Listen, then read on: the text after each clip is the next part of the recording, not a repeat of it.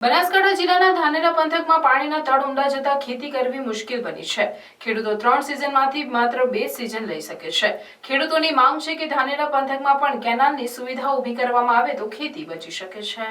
રાજસ્થાન સરહદને અડીને આવેલ ગુજરાતના છેવાડાનો વિસ્તાર કહેવાતા ધાનેરા પંથકમાં ભૂગર્ભ જળ ઊંડા જતા ખેતી કરવી મુશ્કેલ બની છે। વર્ષો પહેલા ધાનેરા પંથકને ધાનદાર કહેવાતું અને સારું એવું ધાન ધાનેરા પંથકમાં જોવા મળતું, પરંતુ ધાનેરા પંથકની નદીઓ વેરાન બનતા ભૂગર્ભ જળ ઊંડા જતા ધાનદાર કહેવાતો પંથકમાં હવે ખેતી કરવી પણ મુશ્કેલ બની છે।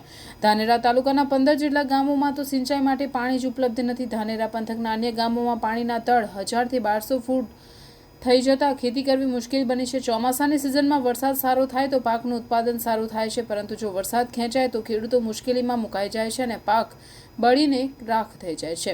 જ્યારે શિયાળાની સિઝનમાં પાણીના અભાવે ખેતી ખેડૂતો કરી નથી શકતા અને ઉનાળુ સિઝનમાં તો ખેતી માટેનું પાણી બોરવેલમાંથી નીકળતું જ નથી। આમ 3 સિઝનમાંથી ધાનેરા પંથકમાં ખેડૂતો માત્ર 2 સિઝન લઈ શકે છે, તેમાં પણ પૂરતું ઉત્પાદન ખેડૂતો મેળવી શકતા નથી।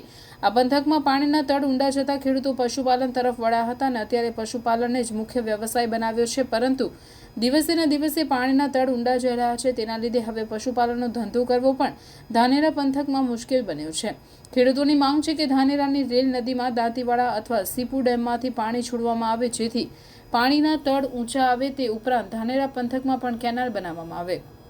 બનાસકાંઠા જિલ્લામાં 2 મોટા ડેમો આવેલા છે, પરંતુ આ 2 ડેમો સીપુ ડેમ માત્ર 25 ગામોને જ પિયતનું પાણી પૂરું પાડે છે, જ્યારે દાંતીવાડા ડેમ 110 ગામોને પિયતનું પાણી પૂરું પાડે છે। આ 110 ગામોમાં મોટાભાગના ગામો મહેસાણા અને પાટણ જિલ્લાના છે। દાંતીવાડા ડેમ આ વખતે ચોમાસાની સિઝનમાં 100% ભરાયો હતો અને ડેમના દરવાજા પણ ખોલવામાં આવ્યા હતા।